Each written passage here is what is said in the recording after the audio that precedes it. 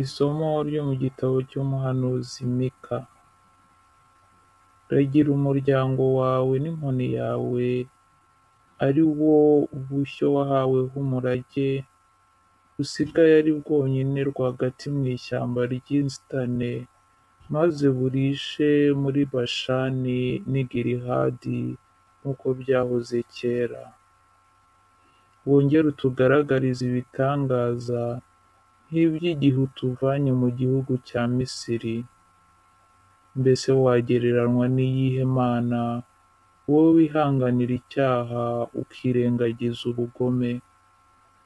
Urukundo ugirira udusigisigi tw'umuryango wawe rutuma udakomeza kuwurakarira, ahubwo ugashimishwa no kutugirira impuhwe.